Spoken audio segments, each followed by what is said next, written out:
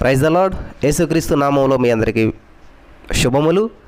మరి ప్రతిరోజు ప్రభు సన్నిధి అనే కార్యక్రమానికి మిమ్మల్ని అందరినీ ప్రేమపూర్వకంగా ఆహ్వానం తెలియజేస్తూ, మరి మనం నిన్నటి నుంచి ఫాస్టింగ్ ప్రేయర్స్ కాబట్టి ఉపవాసం ఫాస్టింగ్ అనేటువంటి అంశాన్ని మనం ధ్యానించుకుంటూ వస్తూ ఉన్నాం. మరి దయచేసి ప్రతి వారు శ్రద్ధగా వినాలని చెప్తూ ఉన్నాను. మనం దీనికి మూలవచనంగా మన యోవేలు గ్రంథం మరి 1వ అధ్యాయం 14వ వచనంలో ఉన్నటువంటి వాక్యాన్ని మనం తీసుకుంటూ ఉన్నాం. ఉపవాస దినము ప్రతిష్ఠించుడి, వ్రత దినము ఏర్పరచుడి, యెహోవాను బతిమాలుకొనుటకై పెద్దలను దేశంలోని జనులందరినీ మీ దేవుడని యెహోవా మందిరంలో సమకూర్చుడి. హల్లెలూయా. దేవునికి స్తోత్రం. ప్రార్థన చేద్దాం. వందనాలు యేసయ్యా, అద్భుతకరుడా, ఆలోచనకర్త, నీకే మహిమ ఘనత ప్రభావాలు ఆరోపిస్తూ ఉన్నాం. ప్రతి వారు నీ వాక్యాన్ని శ్రద్ధగా వినుటకు కృప చూపించమని, నీ నా మహిమార్థ నడిపించమని, సహాయం చేయమని, వినిచున్న వాక్యం వ్యర్థం కాకుండా ప్రతి హృదయంలో నాటబడి ఫలించుటకు, అభివృద్ధి చెందుటకు, ఆశీర్వదించబడ్డకు సహాయం చేయమని యేసు నామములో ప్రార్థించి పొందుకుని ఉన్నాం తండ్రి, ఆమేన్. ప్రియమైనటువంటి సహోదరి స్నేహితులారా, మరి మోషే గురించి ఈ యొక్క ఫాస్టింగ్ ప్రేయర్లో 40 రోజులు ఉపవాసం ఉన్నటువంటి వారు ఎవరు అని మనం ధ్యానం చేసుకుంటూ వచ్చినప్పుడు, మరి 40 రోజులు ఫాస్టింగ్ ప్రేయరు ఉపవాసం ఉన్నటువంటి వారిలో మనకి మొదటగా మోషే గారు, తర్వాత యెహోషువ గారు, ఏలియా గారు, యేసుక్రీస్తు ప్రభువుల వారు మనం ధ్యానించుకుంటూ ఉన్నాం. అందులో మొదటగా ఈ రోజున మరి నిన్నటి నుంచి మోషే గారి గురించి మనం ధ్యానం చేసుకుంటూ వస్తూ ఉన్నాం. దయచేసి గమనించండి ప్రియమైనటువంటి సహోదరి స్నేహితులారా. మరి మోషే గారు 40 రోజులు ఉపవాసం ఉన్నప్పుడు దేవుడు ఎటువంటి కార్యాలు చేశాడు అనేటువంటి విషయాలన్నీ మనకి తెలుసును. హల్లెలూయా. మనం నిర్గమకాండం 34వ అధ్యాయం 28వ వచనాన్ని మళ్ళీ చదువుకుందాం. అతడు 40 రేయింబవలు యెహోవాతో కూడా అక్కడ నుండెను, అతడు భోజనము చేయలేదు, నీళ్లు త్రాగలేదు. హల్లెలూయా. దేవునికి స్తోత్రం. హల్లెలూయా. యేసయ్యా, నువ్వు మాట్లాడేసయ్యా, ప్రతి హృదయాన్ని తెరువేసయ్యా, ప్రతి వారికి శ్రద్ధను దయచేయేసయ్యా అని మనం ప్రార్థనాపూర్వకంగా మనం మండేటువంటి హృదయంతో దేవుని దగ్గరికి రావాలి. హల్లెలూయా. మరి ఇక్కడ ఇది ఈ యొక్క మోసే గారు ఈ ఫాస్టింగ్ ప్రేయర్ చేయటం ఇది మొదటి టైం కాదండి, ఇది రెండోసారి. మనకి మరి ఈ 20వ అధ్యాయంలో మనం చూసినట్లయితే, ఇదే నిర్గమకాండం 20వ అధ్యాయంలో మనం చూసినట్లయితే 20వ అధ్యాయంలో 3 నుంచి 17 వచనాల వరకు దేవుడు 10 ఆజ్ఞలు ఇచ్చాడు. గమనించాలి ప్రియమైనటువంటి సహోదరి స్నేహితులారా. దేవుడు నిర్గమకాండంలో మనకి అందరికి తెలుసు 10 ఆజ్ఞల గురించి. అవి ఈ నిర్గమకాండం 20వ అధ్యాయంలో 3వ వచనం నుంచి 17వ వచనం వరకు మీరు చూస్తే అక్కడ 10 ఆజ్ఞలు ఉంటాయి.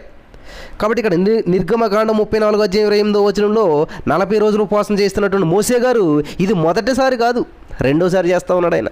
హల్లెలూయా.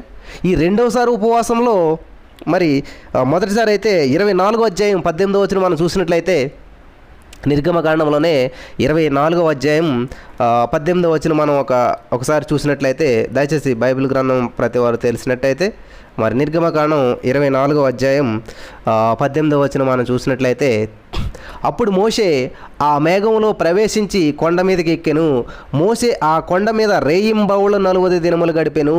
హల్లెలూయా. దేవునికి స్తోత్రం కలుగును గాక. ప్రియమైనటువంటి సహోదరి స్నేహితులరా, ఇక్కడ మోషే గారు ఎందుకని ఉపవాసం చేస్తున్నాడో, ఆయన భార్య బిడ్డల కోసమా, ఆయనకు జాబ్ రావాలనా, ఆయనకు ఆరోగ్యం ఉండాలనా, నిత్య నూతన యవ్వనంగా ఉండాలనా, లేకపోతే ఆయన ఇల్లు కట్టుకోవాలి, లేకపోతే ఆయన పర్సనల్ పని మీద ఏమైనా చేస్తున్నాడంటే లేదు.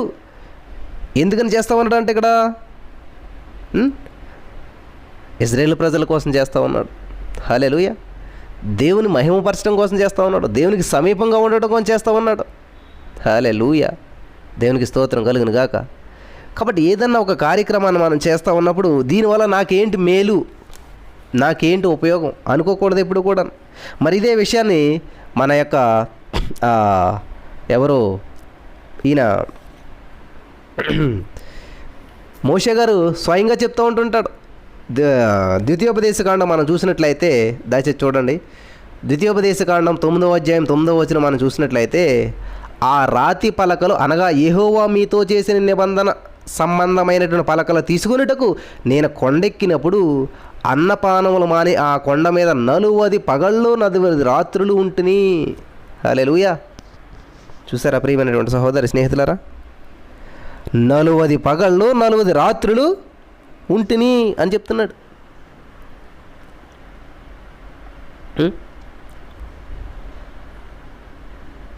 హల్లెలూయా, దేవునికి స్తోత్రం.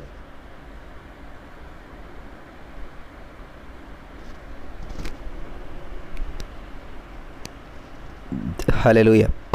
చూడండి, హోరేబు మీద మరి యెహోవాకు కోపం పుట్టించినప్పుడు యెహోవా మేము నశింపజేయనంత కోపం మీ మీద తెచ్చుకునేను. ఆ రాతి పలకలు అనగా యెహోవా మీతో చేసిన నిబంధనమైనటువంటి పలకలను తీసుకొనుటకు నేను కొండెక్కినప్పుడు అన్నపానములు మానే ఆ కొండ మీద 40 రాత్రింబగళ్ళుంటిని. అప్పుడు దేవుని వ్రేలుతో వ్రాయబడిన 2 రాతి పలకలను యెహోవా నాకు అప్పగించెను. మీరు కూడి వచ్చిన దినమున ఆ కొండ మీద అగ్ని మధ్య నుండి యెహోవా మీతో పలికిన వాక్యములన్నీ వాటి మీద నుండెను. హల్లెలూయా. ఆ 40 పగళ్ళు 40 రాత్రులు గడిచినప్పుడు యెహోవా నిబంధన సంబంధమైనటువంటి పలకలైనటువంటి ఆ 2 రాతి పలకలను నాకు అప్పగించి నీవు లేచి వెళ్ళుమని చెప్తా ఉన్నాడు. ప్రియమైనటువంటి సహోదరి స్నేహితులారా, ఇక్కడ మోసే గారు చేస్తున్నటువంటి దాంట్లో స్వార్థం ఉన్నదా? మోసే గారు చేస్తున్నటువంటి దాంట్లో ఏమైనా పేరు కోసం చేస్తూ ఉన్నాడా? మోసే గారు ఏమైనా తన నాయకత్వాన్ని పెంపొందించుకోవడానికి చేస్తూ ఉన్నాడా? ఆల్రెడీ ఇజ్రాయేల్ ప్రజలందరినీ కూడా నడిపిస్తూ వస్తూ ఉన్నాడు. హల్లెలూయా, దేవునికి స్తోత్రం. దేవుని ప్రజల కోసం, ఇతరుల కోసం, ప్రజాక్షేమం కొరకు దేవుని సన్నిధిలో గడుపుతూ ఉన్నాడు. ప్రజాక్షేమం కొరకు మరి దేవుణ్ణి బ్రతిమాలుతూ ఉన్నాడు. హల్లెలూయా, దేవునికి స్తోత్రం. అలాగే ద్వితీయోపదేశకాండంలోనే 10వ అధ్యాయం 10వ వచనంలో కూడా మాట ఉన్నది. ఒకసారి చూద్దాం. 10వ అధ్యాయం 10వ వచనం మనం చూసినట్లయితే, ద్వితీయోపదేశకాండం 10వ అధ్యాయం 10వ వచనం, నేను మునుపటి వలె 40 పగళ్లను 40 రాత్రులను కొండ మీద ఉండగా యెహోవా ఆ కాలమున నా మనవి ఆలకించి నిన్ను నశింపజేయుట మానివేసెను. హల్లెలూయా, దేవునికి స్తోత్రం. ప్రియమైనటువంటి సహోదరి స్నేహితులారా,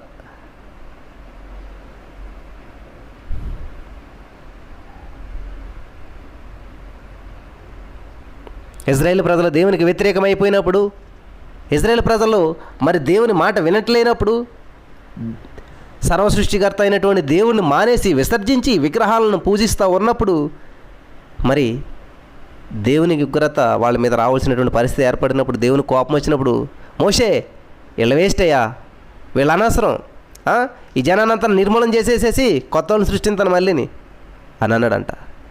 హల్లెలూయా. దేవుడు ఏం చేస్తావా? మోషే ఏం చేస్తున్నాడంటే ప్రార్థన చేశాడంట దేవుడికి, దేవా నువ్వెంత గొప్ప దేవుడు, నీ నామం ఎంత గొప్పది, నీకెంత అవమానం జరుగుతుంది ఏసయ్యా, అలా చేయొద్దు ఏసయ్యా. మోషే అయినా చెప్తాడు ఒకసారి ఇంకో చోట, నేను ప్రార్థన చేసినప్పుడు మిమ్మల్ని నశింప చేయకుండా మానేసేసాడు. హల్లెలూయా. నా ప్రార్థన ఆలకించి దేవుడు మీ మీదకి వస్తున్నటువంటి ఉగ్రతను రాకుండా చేశాడు. ప్రియులరా, కాబట్టి లాక్డౌన్ అయినటువంటి మనం, బంధించబడినటువంటి మనం, బంధకాల్లో ఉన్నటువంటి మనం ఈ రోజున అందరూ ఇంటిలో ఉన్నాం కాబట్టి బంధకాలు అనుకుంటూ ఉన్నారు. ఇంటిలో కాదండి, ఆల్రెడీ మానసికమైనటువంటి బంధకాల్లో చాలామంది ఉన్నారు. ఆల్రెడీ చాలా ఒత్తిళ్లతో బంధించబడినటువంటి వారు చాలామంది ఉన్నారు. ఆల్రెడీ చాలా సమస్యలతో బంధించబడినటువంటి వారు చాలామంది ఉన్నారు. చాలా ఇరుకుల్లో, ఇబ్బందుల్లో, ఆర్థికపరమైనటువంటి, అనారోగ్యపరమైనటువంటి ఇటువంటి వాటిల్లో లాక్డౌన్ అయినటువంటి వాళ్ళు చాలామంది ఉన్నారు. లాక్డౌన్ అంటే ఇంట్లోంచి బయటికి రావటం మాత్రమే కాదండి, ఇంకా చాలా విషయాల్లో లాక్డౌన్ అయిపోరు చాలామంది. గమనించాలి ప్రియమైనటువంటి సహోదరి స్నేహితులారా. కాబట్టి అటువంటి బంధకాల నుంచి అంతా విడుదల పొందాలి, బయటికి రావాలి అంటే వాళ్ళు చేయలేకపోవచ్చు. నువ్వు నేను కూడా రావాలి ముందుకు. లక్షల మంది ప్రజల కోసం ఒక్కడండి కొండెక్కాడు. హల్లెలూయా. లక్షల మంది ప్రజల కోసం ఒక్కడు కొండెక్కాడు. హల్లెలూయా. లక్షల మందికి కావాల్సినటువంటి క్రమశిక్షణను ఒక ఆయన తీసుకొస్తున్నాడు. లక్షల మంది నడవలచడానికి కావాల్సినటువంటి ఒక సిస్టమేటిక్ లైఫ్ స్టైల్ని ఒక ఆయన తీసుకొస్తా ఉన్నాడు దేవుని దగ్గర నుంచి. హల్లెలూయా, దేవునికి స్తోత్రం. నా ప్రియమైనటువంటి సహోదరి స్నేహితులారా, కొండెక్కేవానిగా నువ్వు ఉండాలనుకుంటున్నావా? కొండెక్కేవానిగా మనం ఉండాలనుకుంటున్నావా? లేకపోతే కొండ కిందే అలాగా గుండెల మీద చేసుకుని బ్రతికేయాలనుకుంటూ ఉన్నారా చాలామంది? ఈ రోజున ఒక్క ఆయన కొండెక్కాడు. కొండెక్కడం అంటే ఆర్డినరీ విషయం కాదండి. మోషే గారు కొండెక్కినప్పుడు వాటర్ బాటిల్ పట్టుకుని వెళ్ళాడు కూడాను. మోషే గారు మరి ఈ కొండెక్కినప్పుడు ఏమన్నా ఆయన చుట్టూ ఏమన్నా జనాలు ఉన్నారా? ఒక్క యెహోషువ మాత్రమే వెళ్ళాడు. యెహోషువ కూడా కడదాకా వెళ్ళలేదు, మధ్యలో ఉంటాడనమాట. ఓయ్ యెహోషువ ఇక్కడ ఉండు, నేను వచ్చిన వరకు అంటాడు. మోషే గారి పరిస్థితి ఎంతకంత బెటర్ విధంగా చెప్పాలంటే, దేవుడితో మాట్లాడుతూ ఉన్నాడు. యెహోషువ పరిస్థితి ఏంటంటే ఇటు జనానికి దూరం, అటు గురువు గారికి దూరం. అటు మోసే గారికి చెందినట్లేదు, ఇటు ప్రజలకి చెందినట్లేదు, మధ్యలో ఉన్నాడు అనమాట. ఎంత భయంకరమైన పరిస్థితి. నేను రాబోయే రోజులు చెప్తాను యెహోషువ గారి గురించి. మనం చాలా అద్భుతమైనటువంటి వ్యక్తి అనమాట యెహోషువ కూడా. హల్లెలూయా, దేవునికి స్తోత్రం. కాబట్టి ఇక్కడ మోసే కొండెక్కినటువంటి వాడిగా కనిపిస్తూ ఉన్నాడు. మోసే దేవునితో గడుపుతూ ఉన్నాడు. ఎందుకనంటే ఆయనకున్న అనారోగ్యం కుదుర్చుకోవడానికో, ఆయనకున్న నిరుద్యోగం పోవడానికో, లేకపోతే ఆయనకున్న వ్యాధి పోగొట్టుకోవడానికో, లేకపోతే ఆయన మీదకి వస్తున్న ఉగ్రతను తొలగించుకోవడానికో కాదు. కేవలం దేవుని ప్రజల కోసం, కేవలం ప్రజల క్షేమం కొరకు, కేవలం ప్రజలను నడిపించడం కోసం, కేవలం ప్రజలను ముందుకు నడిపించడానికి 40 days ఫాస్టింగ్ చేస్తున్నాడు ఆయన. హల్లెలూయా, హల్లెలూయా. ఈ రోజున ఎవరినన్నా ఫాస్టింగ్ ఎందుకు చేస్తున్నారంటే అడగండి, పలానా రీజన్ చెప్తారు, పలానా రీజన్ చెప్తారు, పలానా రీజన్ చెప్తారు. చాలా రీజన్స్ ఉంటుంటాయి. దేవునికి స్తోత్రం. ఉపవాసం ఉండి ప్రార్థన చేసామంటే ఖచ్చితంగా జరుగుతుందండి ఇది. ఉపవాసం ఉండి ప్రార్థన చేసామంటే ఖచ్చితంగా ఉద్యోగం వస్తుందండి. ఉపవాసం ఉండి ప్రార్థన చేసామంటే ఖచ్చితంగా పెళ్ళి అవుతుందండి. ఎస్, కరెక్ట్, అవ్వచ్చు, అవుతుంది కూడా. తర్వాత పిల్లల కంట, తర్వాత వాళ్ళ పెద్దవాళ్ళు, తర్వాత వాళ్ళ పిల్లలు, తర్వాత ఇది నెవర్ ఎండింగ్ ప్రాసెస్. కానీ ఈ నెవర్ ఎండింగ్ ప్రాసెస్కి ఒకరోజు మనం ఎండ్ అయిపోతాం, ప్రాసెస్ మాత్రం ఎండ్ అవ్వదు. ప్రియులారా గమనించాలి. కానీ ప్రభు సన్నిధిలో గడిపినప్పుడు ప్రభు ద్వారా వచ్చినటువంటి ఆ యొక్క ప్రసన్నత ఉంటుంది, అభిషేకం ఉంటుంది, అది మాత్రం మనల్ని ఎండ్ అవనివ్వదు. నిత్య జీవంలోకి నడిపిస్తుంది, నిత్యము నివసింపజేస్తుంది మనల్ని. హల్లెలూయా. అందుకనే ఆ నిత్య జీవపు వెలుగులో నివసించి వచ్చాడేమో, ఆ నిత్య జీవంలో నివసించినటువంటి ఆ యొక్క అభిషేకం మోషేతోడు వచ్చేసిందంట. ఆ మోషే ముఖంలోకి వచ్చిందంట. దేవునికి స్తోత్రం. ట్రాన్స్ఫార్మ్ అయిపోయిందనమాట. ఆ ముఖం ఆ పరలోకపు వెలుగు అనుభవించేసి ఆ వెలుగు ఉండిపోయిందనమాట ముఖంలో. దేవునికి స్తోత్రం. చూడండి, మనం ఎక్కడికన్నా వెళ్ళామనుకోండి, ఫర్ ఎగ్జాంపుల్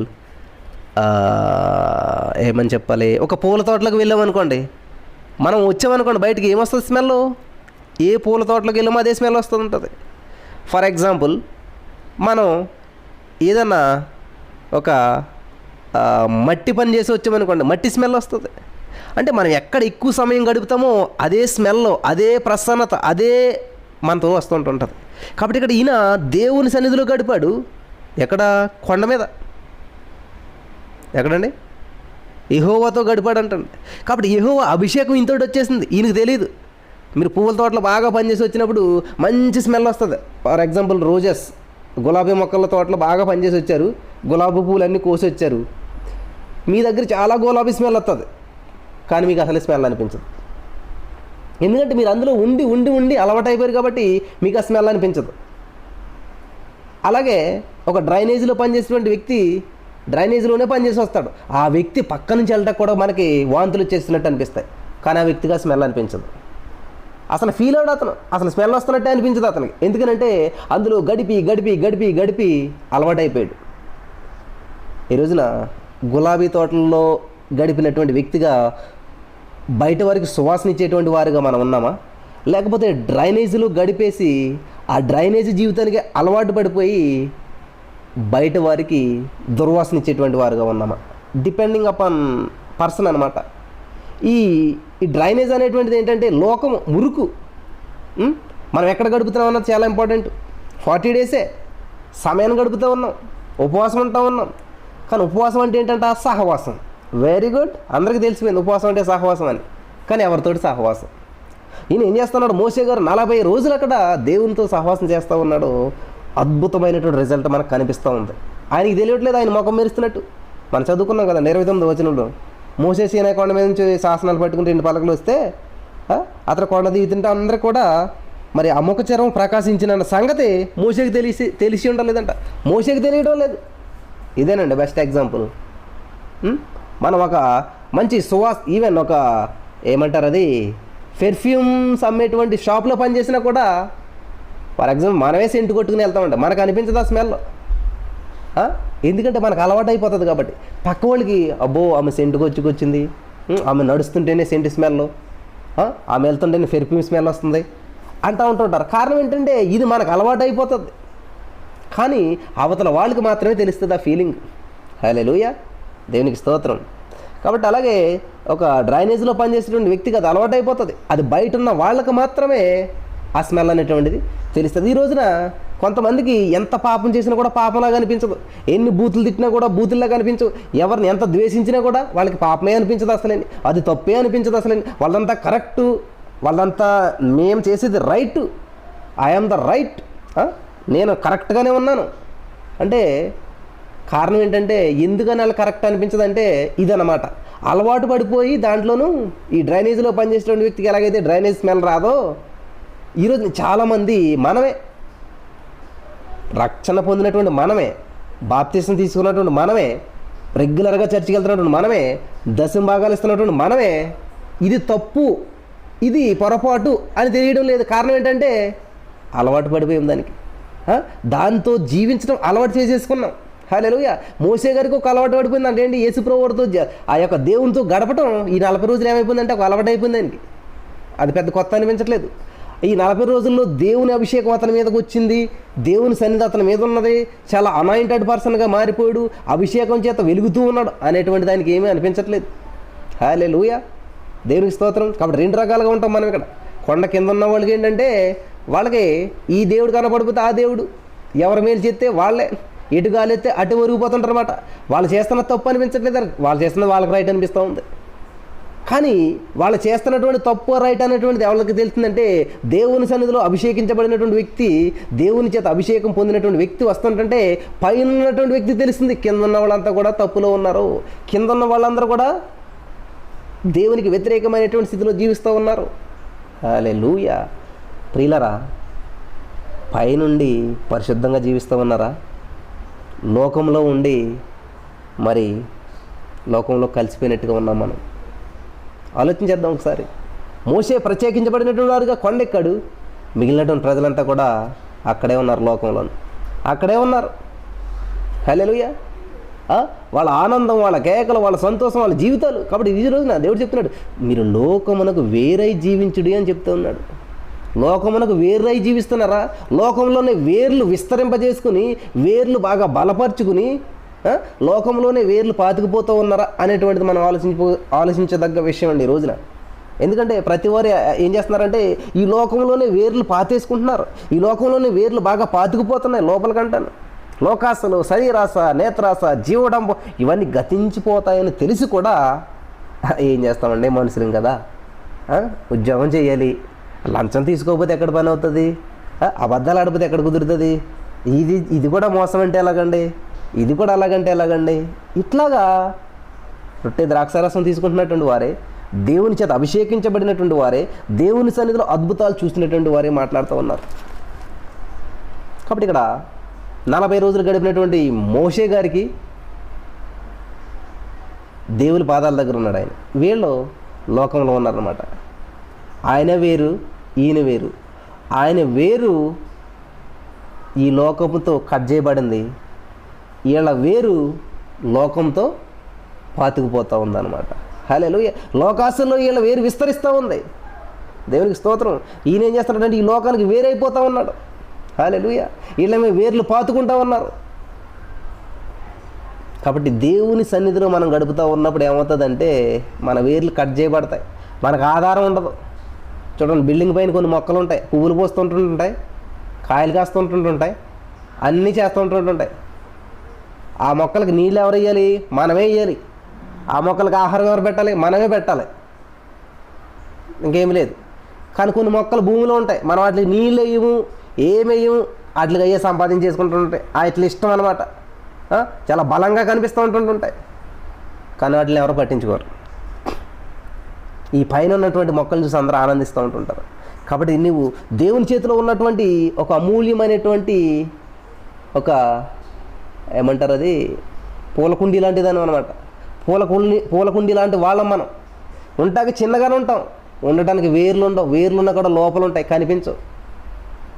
కానీ అనేక మందిని ఆకర్షించేవారుగా ఉంటాం, అనేక మందికి ఆనందాన్ని కలిగించేవారుగా ఉంటాం. హల్లెలూయా. దేవునికి స్తోత్రం. ఆ బిల్డింగ్ పైన ఉన్నటువంటి మొక్కకి నీళ్ళైనా, ఆహారమైనా, మందైనా ఆ యజమానే పెట్టాలి. దానికి వేర్లు లోకంలో లేవు, భూమిలో లేవు. కాబట్టి ఆ యజమానే చూసుకోవాలి. అది యజమాని చూడకపోతే చనిపోతుంది అన్నమాట. యజమాని మీద ఆధారపడేటువంటి మొక్కే ఆ మొక్క. అది వచ్చిన ప్రతి వారు కూడా దాన్ని చూసి ఆనందిస్తూ ఉంటుంటారు. వావ్, భలే ఉందండి మొక్క, ఎందుకంటే యజమాని పెంచుతున్నాడు కాబట్టి. అవే మొక్కలు, అంతకన్నా గొప్ప మొక్కలు రోడ్డు పక్కన ఉంటుంటాయి. మనం వాటిని పట్టించుకోం అసలేండి, వాటి దగ్గర కూడా వెళ్ళమనం అసలేండి. హల్లెలూయా, దేవునికి స్తోత్రం కలిగిన గాక. దేవుని సన్నిధిలో గడిపినటువంటి వారు కొంచెంగా ఉండొచ్చు, దేవుని సన్నిధిలో గడిపినటువంటి వారు మరి లోకానికి పెద్దగా కనిపించకపోవచ్చు, కానీ దేవుని సన్నిధిలో గడిపినటువంటి వారు ప్రత్యేకంగా ఉంటారు. హల్లెలూయా, దేవునికి స్తోత్రం. లోకంలో గడిపిన వారు గంభీరంగా ఉండొచ్చు, గొప్పగా ఉండొచ్చు, ఎవరి మీద ఆధారపడినట్టు కనిపించవచ్చు, కానీ దేవుని సన్నిధిలో ఉన్నటువంటి వారికి, లోకంలో ఉన్నటువంటి వారికి అది తేడా. ఇక్కడ చూసినట్లయితే మరి మోషే ఒంటరిగా ఉన్నాడు, ఒక్కడే ఉన్నాడు. తిండి లేదు, నిద్ర లేదు, ఆకలి లేదు, నీరు లేదు, కానీ ముఖం మాత్రం, ఆ ముఖవర్చ మాత్రం అద్భుతంగా ప్రకాశిస్తుంది, ముఖ చర్మం మాత్రం ప్రకాశిస్తూ ఉంది. హల్లెలూయా, దేవునికి స్తోత్రం. రోడ్డు పక్కన పెరుగుతూ ఉంటుంటే విస్తారమైనటువంటి మొక్కలు, పెద్ద పెద్ద కొమ్మలేసి దానికి అందం ఉండదు, సందం ఉండదు. ఎందుకంటే దాని ఇష్టం ఎటు పోవాలంటే ఎటు పోతుంటుంది, ఏ కొమ్మ ఎటు వెళ్ళిపోతుంటుందో ఏదైతే ఎవడ పట్టించుకోడు. చూసారా, అడవిలో మొక్కలు అవి చాలా పెద్దవి ఉంటాయి, కానీ ఇంటిలో చిన్నగానే ఉంటుంది మొక్క. దాన్ని కట్ చేస్తుంటాం రోజును, ఒక కొమ్మ అటు వెళ్ళిపోతుంటే కట్ చేస్తూ ఉంటుంటాం, దానికి ఒక రూపం వచ్చేలా కట్ చేస్తూ ఉంటుంటాం. హల్లెలూయా, ఇక్కడ దేవుని సన్నిధిలో గడపబడినటువంటి మోషే అంత ప్రకాశవంతంగా, అంత అందంగా ఉండడానికి కారణం ఏంటంటే దేవుడన్నీ కత్తిరిస్తూ ఉన్నాడు, దేవుడన్నీ సెట్ చేస్తూ ఉన్నాడు, దేవుడన్నీ కూడా మంచిగా నీట్గా తయారు చేస్తూ ఉన్నాడు. హల్లెలూయా, దేవునికి స్తోత్రం కలిగిన గాక. అదండి దేవునితో సహవాసం చేయటం ద్వారా వచ్చేటువంటి మార్పులు, ట్రాన్స్ఫర్మేషన్ ఈ విధంగా ఉంటుంది. లోకంతో సహవాసం చేస్తూ లోకంలో ఉండేటువంటి పరిస్థితుల ద్వారా వచ్చేటువంటి ట్రాన్స్ఫర్మేషన్ ఆ విధంగా ఉంటుంది అన్నమాట. హల్లెలూయా, అంతే కదండి. మీరు ఇంట్లో పెట్టుకున్నటువంటి పూల కుండీలో పెట్టుకున్న మొక్కను ఏం చేస్తారు, అరే నీళ్ళు వేసేవాళ్ళు, మా ఆవిడ కూడా పెంచుతుంటుంది రోజు మొక్కలు, రోజు వెళ్ళి నీళ్ళు వేస్తుంటుంది, పొద్దుట్లు వేసిన వెంటనే అవి ఎలా ఉన్నాయంటే చూస్తుంటుంది. పూల కుండీల్లో చిన్న చిన్నయే, చాలా కేర్ తీసుకుంటుంటుంది. అదే బయట ఉన్నది అనుకోండి, మనం పట్టించుకోం, దాని సంగతి మనకి ఎందుకు లేనట్టు ఉంటుంది అన్నమాట. కానీ అది దాని ఇష్టం వచ్చినట్టు పెరుగుతుంటుంది, ఎట్టు గాలేస్తే అటు వెళ్ళిపోతుంటుంది, ఎట్టు విశాలంగా ఉండేట్టు వెళ్ళిపోతుంటాయి కొమ్మలు. చూసారు కదా, ఇది మన ప్లేసు, దాళ్ళ ప్లేస్ అని ఉండదు. మొక్క పెరిగేటప్పుడు దాని ఇష్టం వచ్చినట్టు వెళ్ళిపోతుంటుంది అనమాట. వేర్లు ఇక్కడే ఉంటాయి, కొమ్మలు మాత్రం ఎవరెవరెవరెవరు ఇంట్లోకి వెళ్ళిపోతుంటుంది, అటు ఇటు అటు పాకేస్తుంటాయి అంటారు. కారణం ఏంటంటే దానికి ఒక డిసిప్లిన్ అనేటువంటిది ఉండదు అనమాట. హల్లెలూయా, దేవునికి స్తోత్రం. కానీ ఇక్కడ మోషే గారు ఒక డిసిప్లిన్లో గడుపుతూ ఉన్నాడు. 40 రోజులు గడపడం అంటే ఒక భారం అనిపించట్లేదు ఆయనకి. 40 రోజులు కూడా అద్భుతంగా గడుపుతూ ఉన్నాడు. హల్లెలూయా, దేవునికి స్తోత్రం కలిగిన గాక. మన ప్రియమైనటువంటి సహోదరి స్నేహితులరా, 40 రోజులు ఉపవాసం ఉన్నటువంటి వ్యక్తి అనారోగ్యం పాలవలేదండి. 40 రోజులు ఉపవాసం ఉన్నటువంటి వ్యక్తి ఆరోగ్యంతో తిరిగి వస్తూ ఉన్నాడు. 40 రోజులు మంచినీళ్ళు తాగినటువంటి వ్యక్తి అంత గ్లోయింగ్ ఫేస్ తోటి వస్తూ ఉన్నాడు. కాబట్టి ఈ రోజున వాక్యం విన్న ప్రియమైనటువంటి స్నేహితుడా, సహోదరి, ఎటువంటి మనస్తత్వంతో మనం ఉన్నాము? దేవుని సన్నిధిలో గడిపామంటే గడిపాము, ఇన్వాల్వ్మెంట్ ఉన్నదా? ట్రాన్స్ఫర్మేషన్ జరుగుతూ ఉన్నదా? హల్లెలూయా. అగ్నిగుండా బంగారం వెళ్తే ఏమవుతుందంటే ట్రాన్స్ఫార్మ్ అవుతుంది అనమాట.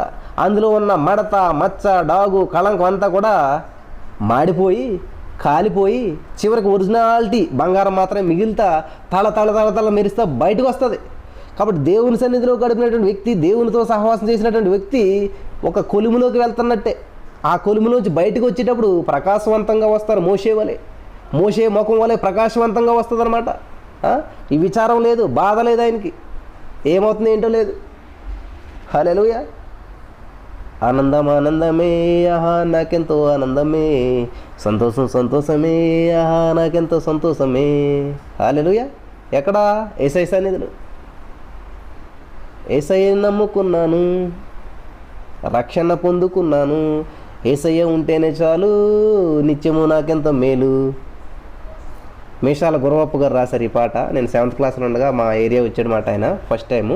అప్పుడప్పుడే ఆయన రక్షణలోకి వస్తూ ఉన్నాడు. యేసయ్య ఉంటేనే చాలు, నిత్యము నాకెంతో మేలు. మరి మోషే గారు అనుకుంటా ఉండొచ్చు ఇలాగా, యేసయ్య ఉంటేనే చాలు, నిత్యము నాకెంత మేలు అని చెప్పేసి ఆయనతోటి గడపడం చాలు. హల్లెలూయా, దేవునికి స్తోత్రం. కాబట్టి 10 ఆజ్ఞలను తీసిరడానికి 40 రోజులు ఉపవాసం ఉన్నాడండి ఆయన. 10 ఆజ్ఞలను ప్రభు దగ్గర పొందుకోవడానికి 40 రోజులు ఉపవాసం ఉన్నాడు. హల్లెలూయా, దేవునికి స్తోత్రం కలుగును గాక. మరి ఆలోచన చేయండి ప్రియమైనటువంటి సహోదరి స్నేహితులరా, ఈ రోజున మనం దేవుని సన్నిధిలో ఎంత గడుపుతూ ఉన్నాం, దేవునికి ఎంత సమయాన్ని ఇస్తూ ఉన్నాం, ఎలా ఇస్తున్నాం? సమయం ఇస్తాం కాదండి, సమయం ఇచ్చేయటం కాదు, సమయం ఇచ్చేయటం కాదు, ఎలాంటి సమయం ఇస్తున్నాం దేవునికి, దేవుని సన్నిధిలో ఎలా ఉంటున్నాం, మనం ఎలా స్పెండ్ చేస్తూ ఉన్నాం మన సమయాన్ని, చాలా ఇంపార్టెంట్ విషయం. హల్లెలూయా, దేవునికి స్తోత్రం. కాబట్టి ఈ యొక్క మోషే గారు చేసినటువంటి ఉపవాసం ఇది మొదటిసారి కాదు, రెండోసారి అనమాట. మరి 24 అధ్యాయం 18వ వచనంలో మనం చూస్తాం, 34 అధ్యాయం 28వ వచనంలో మనం చూస్తాం. అలాగే ద్వితీయోపదేశకాండం 9వ అధ్యాయం 9వ వచనం, 10వ అధ్యాయం 10వ వచనాల్లో మరి మోషే గారు చేసినటువంటి ఉపవాసంలో అనేకమైనటువంటి విషయాలు మనకి తెలుస్తూ ఉన్నాయి. నిద్రాహారాలు మానేశాడు ఆయన. 10 రోజులు దేవునితో గడిపాడు నా ప్రియమైనటువంటి సహోదరి స్నేహితులరా. మరి ఉపవాసం అంటే సహవాసం అని తెలిసి కూడా మనం ఏం సహవాసం చేస్తూ ఉన్నాం, ఎంతసేపు సహవాసం చేస్తూ ఉన్నాం, ఏ విధంగా సహవాసం చేస్తూ ఉన్నాం? మనుషుడు జీవించినది రొట్టె వలన మాత్రం కాదు కానీ దేవుని నోట నుంచి వచ్చి ప్రతి మాట వలన జీవించును అని ఉంది బైబిల్ గ్రంథంలో. అంటే మోషే గారు ఎలా జీవించాడు 40 రోజులు? నాకు డౌట్ వచ్చింది మాట నిన్న. మొదటి భాగం అయిపోయాక రెండో భాగం ఏం చెప్పాలి ప్రభు అనుకుంటే, మోషే జీవించేసాడు కదా, 40 రోజులు బ్రతికేసాడు అక్కడ. మరి ఎలా బ్రతికుంటాడు? అన్నం ఎక్కడొచ్చింది? ఆయనకి ఫ్రూట్ జ్యూస్లు ఏమైనా సప్లై చేస్తారు, కనీసం మంచినీళ్ళు లేవని ఉంది కదా అక్కడ, మంచినీళ్ళు కూడా తాగలేదు కదా, మరి ఎలా బ్రతికేశాడు? యేసుప్రభు చెప్తాడు ఎవరితోటి? సాతానుతోటి. ఓ సాతానా, రాళ్ళు రొట్టెలు చేసుకోమని తింటున్నావు కదా, మనుషుడు ఎలా జీవితాడో తెలుసా? రొట్టె ముక్కలు అనుకుంటున్నావా? రొట్టె ముక్క అనుకుంటున్నావా? మంచినీళ్ళు అనుకుంటున్నావా? కాదు కాదు. మోషే దగ్గరికి వెళ్ళోసారి, మోషేని అడిగి వెళ్ళోసారి, 40 రోజులు కొండ మీద ఉన్నాడు కదా, ఏం తిన్నాడు ఒకసారి అడిగి వెళ్ళి. హల్లెలూయా ప్రియులరా, 40 రోజులు అక్కడ ఉండిపోయాడు ఆయన, మంచినీళ్ళు కూడా లేవంట. చదువుకోండి మీరు, ఇది 34వ అధ్యాయం 28వ వచనం. అతడు 40 రేయింబావుల యెహోవాతో కూడా అక్కడ ఉండిన. అతడు భోజనము చేయలేదు, నీళ్ళు తాగలేదు. అమ్మా, భోజనం చేయలేదని సరిపోదు కదా, నీళ్ళు తాగలేదంటే ఏంటి? అంటే నీళ్ళు కూడా తాగలేదంట. హల్లెలూయా. అప్పుడు సాతానుగాడు వచ్చి మోషే గారికి యేసుప్రభుకి చాలా తేడా ఉందండి, కొన్ని వేల సంవత్సరాల తేడా ఉంటుంటుంది. అప్పుడు యేసుప్రభుకి కూడా సేమ్ 40 రోజులు ఉపవాసం చేస్తూ ఉంటుంటే అప్పుడు సాతానుగాడు వచ్చి ఆకలేస్తుంది కదా, రాడ్ రొట్టెలు చేసి తినంటే మత్తయి సువార్త 4వ అధ్యాయం 4వ వచనం దేవుడు మాట చెప్తాడు. అందుకని ఏమంటాడంటే, మనుషుడు రొట్టె వలన మాత్రం కాదు కానీ దేవుని నోట నుండి వచ్చి ప్రతి మాట వలనను జీవించును అని రాయబడి ఉన్నదని నీకు తెలియదా? వావ్, నాకు అప్పుడు అర్థమైంది. అరే, అయితే మోషే గారు ఎలా బ్రతికేశాడు అనమాట అక్కడ. దేవుని నోట నుంచి వచ్చి ప్రతి మాట, అంటే దేవుడితో మాట్లాడుతున్నాడు, దేవుడు మాట్లాడేస్తూ ఉన్నాడు అనమాట. హల్లెలూయా, దేవునికి స్తోత్రం. దేవుని మాటలోంచి ఈయనకేం వచ్చేస్తుందంట? జీవం వచ్చేస్తుంది. హల్లెలూయా, వావ్, వండర్ఫుల్ కదండి. ఏమొస్తుందంటండి? హల్లెలూయా, దేవుని మాటలోంచి మోషే గారి ముఖంలోకి జీవం వచ్చేస్తుంది, జీవ కళ వచ్చి పడిపోతుంది అనమాట. హల్లెలూయా. అందుకని ఆయన జీవిస్తూ ఉన్నాడు 40 రోజులకి. ఆయనకి నీళ్ళు అవసరం లేదు, ఏం అవసరం లేదండి. ఎందుకని? దేవుని రొట్టె అవసరం లేదు ఆయనకి, మాంసం అవసరం లేదు, అన్నం అవసరం లేదు, నీళ్ళు అవసరం లేదు. మరి ఏం కావాలంట? రొట్టె కాదు, ఏమీ కాదు, కేవలం దేవుని నోట నుండి వచ్చి ప్రతి మాట వలనను జీవించును. ప్రతి మాట. వావ్, దేవునికి స్తోత్రం. హల్లెలూయా. ఏం చేస్తున్నాడంటే, దేవుని నోట నుంచి వచ్చేటువంటి ప్రతి మాట వలన జీవించును అని రాయబడింది. కాబట్టి ఈ దేవుని మాటలోంచి జీవం ప్రవేశిస్తుంది మోషే గారిలోకి. హల్లెలూయా, దేవునికి స్తోత్రం. అందుకనే మంచినీళ్ళు తాకుండా బ్రతికేస్తున్నాడు ఆయన. హల్లెలూయా, దేవునికి స్తోత్రం కలిగిన గాక. ఈ జీవము మోషేలోకి ట్రాన్స్ఫర్ అవుతుంది అనమాట. ఎలాగా? దేవుని మాట ద్వారా. మాటకు రూపం ఉంటుందా? మాటకి ఏమైనా రూపం ఉంటుందండి? ఉండదు. హల్లెలూయా. కాబట్టి ఎప్పుడైతే దేవుడు మాట్లాడుతూ ఉన్నాడో ఆ ప్రతి మాటలో నుంచి ఏమొస్తుందంటండి? జీవం వస్తూ ఉంది. హల్లెలూయా. ఆ జీవం మోషే గారి చెవుల ద్వారా అది లోపలికి వెళ్ళి ఎముకలను మూలుగులను విభజిస్తూ రక్త ప్రసరణ అంతా సెట్ చేస్తూ ఉంది, హార్ట్ బీట్ని సెట్ చేస్తూ ఉంది, జీవక్రియకి కావాల్సినటువంటి జీవాన్నంతా కూడా అందజేస్తూ ఉంది. హల్లెలూయా. ఒక మనిషి రోజుకు 2500 క్యాలరీస్ ఎంతో తీసుకోవాలని, మనిషి బాగా పనిచేయాలంటే, కనీసం నడవాలంటే, ఉండాలంటే. అంటే ఈ దేవుడి నోట నుంచి వచ్చేటువంటి ఒక్కొక్క మాట ఎంత క్యాలరీస్ని ఇస్తుందంటారు? ఈ మాట ఏం చేస్తుందంట? జీవం అనమాట. ఇంకా అప్పుడు ఈ చెవులోంచి వెళ్ళిపోయి ఎముకలు మూలుగుల్లోనికి వెళ్ళిపోయి సెట్ చేసేస్తుంది అంతా, ఎక్కడేం కావాలో ఎక్కడికి ఏం సప్లై చేయాలంతా కూడా. వావ్, దేవునికి స్తోత్రం. మోషే గారు ప్రజలతో ఉన్నప్పుడు తిన్నటువంటి ఫుడ్డు, ఆ పూరేళ్ళు, ఆ మన్నా, ఇవి అవి ఎన్ని తిన్నా కూడా ఇంత ముఖవచ్చి రాలేదు. ఎందుకంటే మరి ఇశ్రాయేల్ ప్రజలతోటే ఉన్నాడు కదా మోషే గారు. ఉన్నప్పుడు ఎప్పుడు కూడా అలా ఇలాగనలేదు, మోషే నీ ముఖం చూడలేకపోతున్నావు, ఇంత ప్రకాశవంతంగా ఉందేనా, అప్పుడు ఇప్పుడు అనలేదు వాళ్ళు. ప్రజల మధ్యలో ఉన్నని చెప్పి ఎప్పుడు అనలేదు వాళ్ళు, ప్రజలతో ఉన్నని చెప్పి ఎప్పుడు అటువంటి మాటలు అనలేదు వాళ్ళు. అమ్మ, నా వాయిస్ అందరికి అర్థమవుతుందా? క్లారిటీగా ఉన్నది కదా? ఆ ప్రజల మధ్యలోనే ఉన్నాడు, ప్రజలతోటే ఉన్నాడు మోషే గారు, ప్రజలతోటే నడుస్తూ ఉన్నాడు, ప్రజల కంటే ముందు నడుస్తూ ఉన్నాడు. కానీ అప్పుడెప్పుడు వాళ్ళు అనలేదు ఇలాగా, ఏంటి నీ ముఖం ఇంత కాలు వచ్చేసింది, ఏంటి ఫేస్లో ఇంత గ్లో, ఏంటి గ్లో కాదండి అక్కడ. ఒక సూర్యుని వలె, ఒక సూర్యుడికి ఎంత పవర్ అయితే ఉంటుందో అటువంటి పవర్ మోసే గారి ముఖంలో కనిపిస్తూ ఉందన్నమాట. హల్లెలూయా. కాబట్టి దేవుని వాక్యాన్ని ఎవరైతే శ్రద్ధగా వింటారో వాళ్ళ ముఖంలో జీవకళ ఒట్టి పడుతుందంటండో. హల్లెలూయా, దేవునికి స్తోత్రం. హల్లెలూయా. వాళ్ళ మాటల్లోంచి ముత్యాలు రాలుతాయంటండో. దేవునికి స్తోత్రం. హల్లెలూయా, హల్లెలూయా, దేవునికి స్తోత్రం. యేసయ్య మాటలు బంగారు మూటలు, వినగలిగే చెవులుంటే అవి జీవపు ఊటలు, నడవగలిగే కాళ్ళు ఉంటే బంగారు బాటలు అని రాశాడు ఒక భక్తుడు. హల్లెలూయా. కాబట్టి ఎప్పుడైతే మనం దేవుని వాక్యాన్ని, దేవుని మాటను వింటామో, తీసుకుంటామో, గ్రహిస్తామో, రిసీవ్ చేసుకుంటామో, అప్పుడు మనం ఏమైపోతామంటండి? ఒక వజ్రాల గనిగా మారిపోతాం. హల్లెలూయా. వజ్రం ఎలాగైతే మెరుస్తూ ఉంటుంటుందో దానికి తెలియదు మెరుస్తున్నట్టు. కాబట్టి మనం ఒక వజ్రాల గని ఎలాగైతే ఉంటుందో అలాగే మారిపోతాం అనమాట. మనలోంచి జీవకళ బయటపడుతూ ఉంటుంటుంది. హల్లెలూయా, దేవునికి స్తోత్రం కలుగును గాక. కాబట్టి అది దేవుని వాక్యం నేను చాలా చదివేస్తున్నానండి. దేవుని వాక్యం రోజుకి 10 అధ్యాయాలు చదువుతున్నాను. 91 119 కీర్తన ఈ చివరి నుంచి ఆ చివరికి నేను అప్పచెప్పేస్తాను. కానీ నా ముఖంలో ఉన్న విచారం, ప్రపంచంలో విచారం అంతా నా ముఖంలోనే కనిపిస్తుంది. అంటే ఉపయోగం ఏంటి? ప్రేమైనటువంటి వాళ్ళు ఆలోచించేయండి.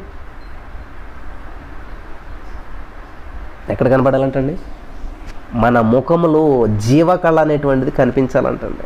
అలాగే మన మాటలో దేవుని యొక్క స్వరం వినపడాలంటండి. హల్లెలూయా. కాబట్టి ఈ రోజున సహనం తక్కువైపోయింది మనుషుల్లో, ఓపికలు తక్కువైపోయింది, ఓర్పు తక్కువైపోయింది, ఆశ అనేటువంటిది నశించిపోతూ ఉంది, నిరాశావాదులు అయిపోతూ ఉన్నారు అందరూ కూడా. ఇలా గమనించండి. మరి మోషే గారికి బోర్ కొట్టేసిందా? ఎన్ని రోజులు, 2 రోజులు, 3 రోజులు చాలే ప్రభువా. చాలామంది ఫాస్టింగ్ ప్రేయర్ స్టార్ట్ చేస్తుంటుంటారు 40 days అని. 10 రోజులు అయ్యాక ఇంకా నాకు కొంచెం ఇబ్బందిగా ఉంటుంది, నేను స్టాప్ చేశాను అనుకుంటున్నాను, ప్రేయర్ చేయండి అంటుంటారు చాలామంది.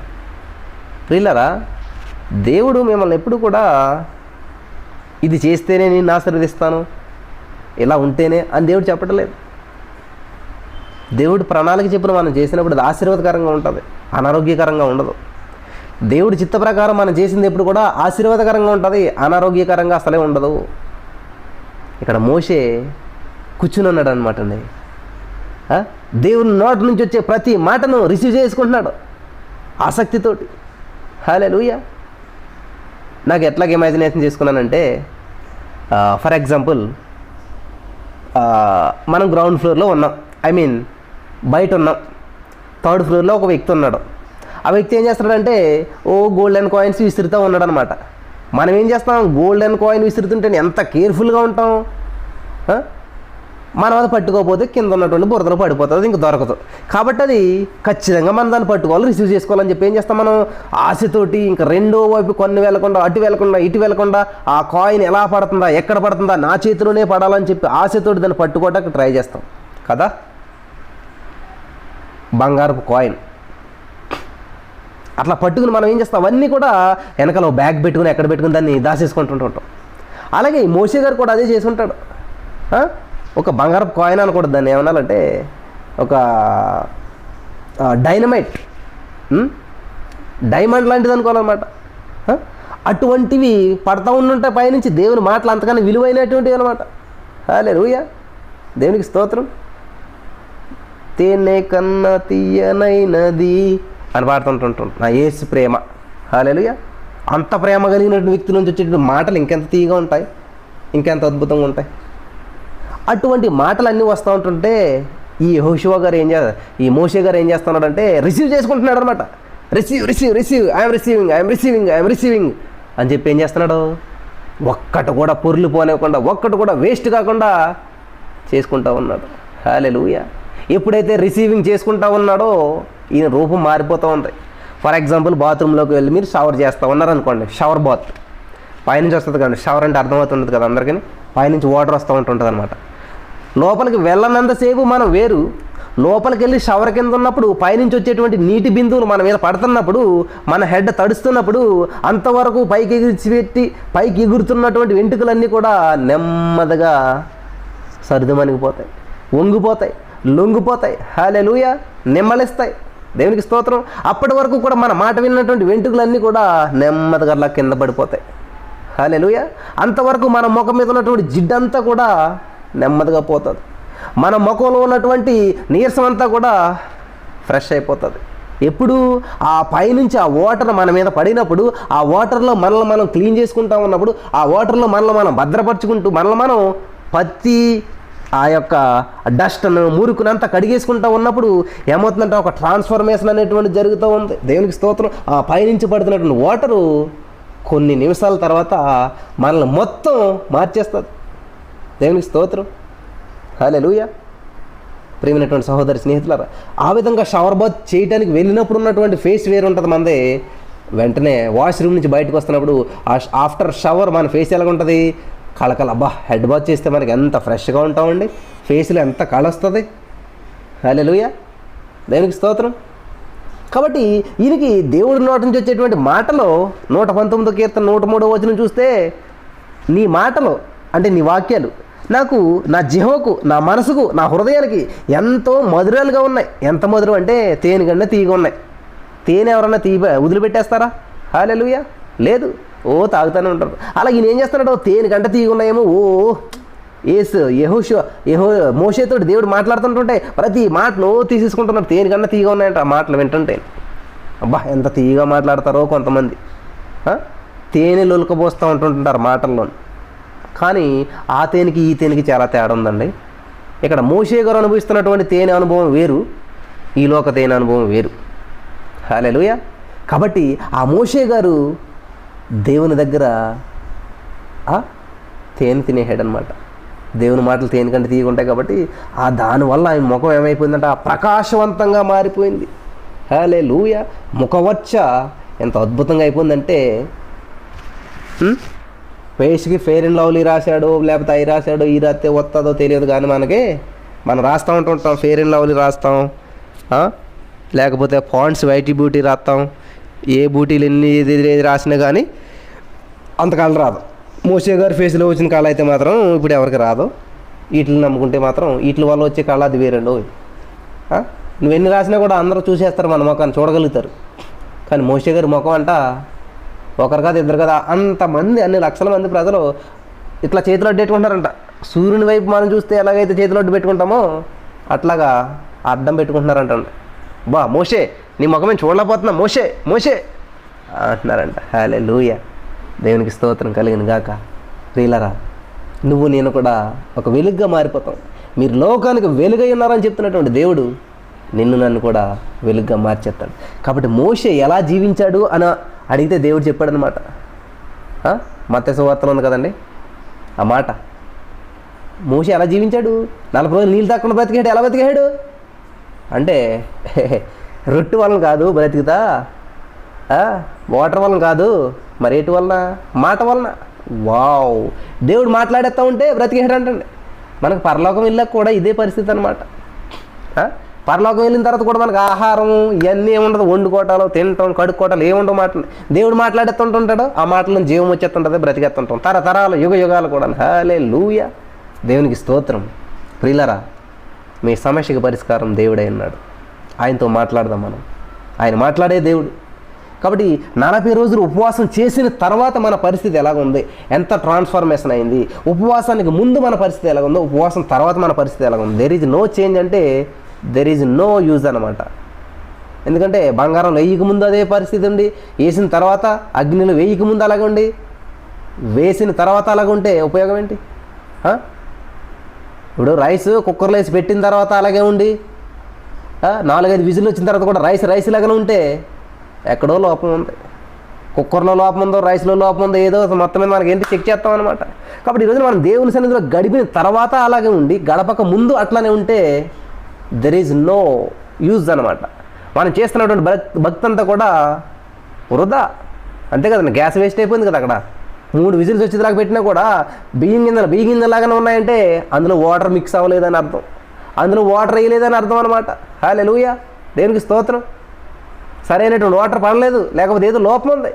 కాబట్టి ఈ రోజున దేవుని అభిషేకాన్ని మనం అనుభవించలేదని అర్థం అనమాట. దేవుని అభిషేకం చేత మనం ఇన్వాల్వ్ అవ్వలేదు అని చెప్పి దేవుని వాక్యం సెలవిస్తూ ఉంది. హల్లెలూయా, దేవునికి స్తోత్రం కలుగును గాక. ప్రియమైనటువంటి సహోదరి స్నేహితులారా, కాబట్టి దేవుని నోటి నుంచి వచ్చేటువంటి మాట మనల్ని జీవింపజేస్తుంది, మనలోనికి జీవాన్ని తెచ్చిపెడుతుంది. హల్లెలూయా, దేవునికి స్తోత్రం. కాబట్టి మనం ఎటువంటి పరిస్థితుల్లో జీవిస్తూ ఉన్నాం, ఎటువంటి ఉపవాసాలు చేస్తూ ఉన్నాం, ఎటువంటి ప్రార్థనలు చేస్తూ ఉన్నాం, ఎటువంటి క్రైస్తవ్యంలో జీవిస్తూ ఉన్నాం, ఈ లోకానికి వేరే జీవిస్తూ ఉన్నామా? లక్షల మంది ప్రజల కింద ఉన్న ఒక్కడు కొండెక్కడు మోషే గారు. అలాగ మనం ప్రజలకు భిన్నంగా మనం ఉండగలుగుతున్నామా? పరిస్థితులకు భిన్నంగా మనం ఉండగలుగుతున్నామా? మరి ప్రభు సన్నిధిలో మనం గడపగలుగుతున్నామా అని మనం ఆత్మపరిశీలన చేసుకుందాం. ఎవరిని విమర్శించొద్దు, ఎవరిని ఏమనొద్దు. దేవుడు నాతోటే మాట్లాడాడు. నిజమే దేవా, నేను ఒక నామకార్థమైనటువంటి జీవితాన్ని జీవిస్తూ ఉన్నానా? నిన్ను మహింపరిచేటువంటి జీవితాన్ని జీవిస్తూ ఉన్నానా? మరి మోషే 40 రోజులు మంచినీళ్ళు తాకుండా ఉన్నా కూడా నా ప్రభా మరి గ్లోయింగ్ ఫేస్ తోటి చక్కగా బయటకు వచ్చాడు. మేము ఈ లాక్డౌన్ పరిస్థితుల్లో ఉన్నాం, అంధకారంలో ఉన్నాం, అయోమయంలో ఉన్నాం, తల్లి పిల్లకి సంబంధం లేదు, ఎవరెక్కడున్నారో ఏం చేస్తున్నారో తెలియని పరిస్థితులు ఏర్పడ్డాయి. ఇది కొత్త కాదు నా ప్రభు. ఆల్రెడీ మోషేకి ఇటువంటి పరిస్థితులు ఎదురవ్వాయి. ఇంకా మనం ధ్యానించుకుంటాం ఎదురెదురా. మరి అనేక మంది ఇటువంటి లాక్డౌన్ పరిస్థితులు ఎదుర్కొన్నారు ప్రభు. కానీ ఆ లాక్డౌన్ తర్వాత వాళ్ళే ఒక లాక్ తోటి వచ్చారు నా ప్రభు. వాళ్ళే ఒక కీగా బయటకు వచ్చారు నా తండ్రి. ప్రతి సమస్యకు పరిష్కారంగా వాళ్ళు ఒక బయటకు వచ్చారు నా తండ్రి. మరి మేము కూడా సమస్యలో చిక్కుకున్న సమస్యలోంచి బయటికి ఒక పరిష్కార మార్గంలో బయటికి రావాలన్నా తండ్రి, ఒక వెలుగుగా మేము బయటికి రావాలన్నా తండ్రి, ఒక ఆనందంతో బయటికి రావాలన్నా తండ్రి, అనేక మందికి ఆశీర్వాదకరంగా మేము బయటికి రావాలన్నా తండ్రి. మరి 40 రోజులు గడిపినటువంటి ఈ మోషే ప్రజలకు 10 ఆజ్ఞలు తీసుకొచ్చాడు తండ్రి. నీతో పోరాడి, నీతో గడిపిన నీతో మరి స్పెండ్ చేసి మేము కూడా ఈ రోజున గృహాల్లో ఉంటూ సమయాన్ని స్పెండ్ చేస్తూ ఉన్నాం. మరి మా సమయం ద్వారా నిన్ను మహింపరచాలన్నా తండ్రి, నిన్ను స్తుతించాలి, నీ నామానికి మహిమార్థంగా ఉండాలి. అటువంటి కృప ఇక్కడ ఉన్న వారందరికీ దయచేయమని ప్రార్థన చేస్తున్నాం తండ్రి. ప్రార్థన చేసుకుందాం ప్రియులరా. దేవునికి స్తోత్రం కలుగును గాక. అద్భుతమైన వాక్యం ద్వారా మాతో మాట్లాడవేసయ్యా. ఎందరైతే ఈ వాక్యాన్ని విన్నారో అందరిని దీవించండి, ఆశీర్వదించండి. ఒక నూతనమైనటువంటి తలంపుతో ప్రతి వారిని నడిపించండి, ఒక నూతనమైనటువంటి అభిషేకంతో ప్రతి వారిని నడిపించండి. మరి నా ప్రభా, ఇది నామకహగా నీతో గడపతం కాదు కానీ నా ప్రభా, సహవాసం చేయాలి నా ప్రభా.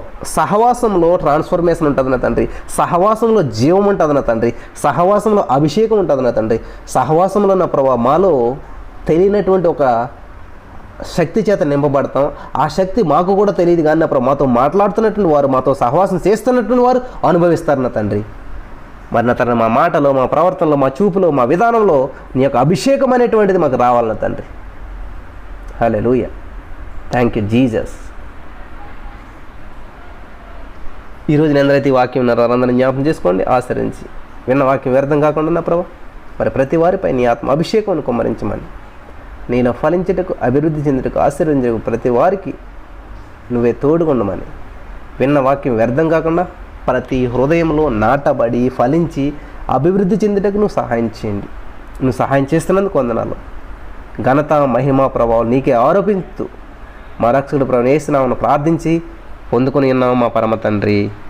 Amen, amen, amen. Hallelujah. Praise the Lord. మేము చేసే ప్రతి వీడియో అప్డేట్స్ మీకు నోటిఫికేషన్ రూపంలో రావాలి అంటే మీ ఫోన్లో యూట్యూబ్ ఛానల్లో జీసస్ ఆల్మైటీ గాడ్ అని టైప్ చేసి సెర్చ్ చేసినట్లయితే జీసస్ ఆల్మైటీ గాడ్ యూట్యూబ్ ఛానల్లో సబ్స్క్రైబ్ అనే బటన్ని ప్రెస్ చేసి దాని పక్కన ఉన్న బెల్ బటన్ని కూడా ప్రెస్ చేయండి.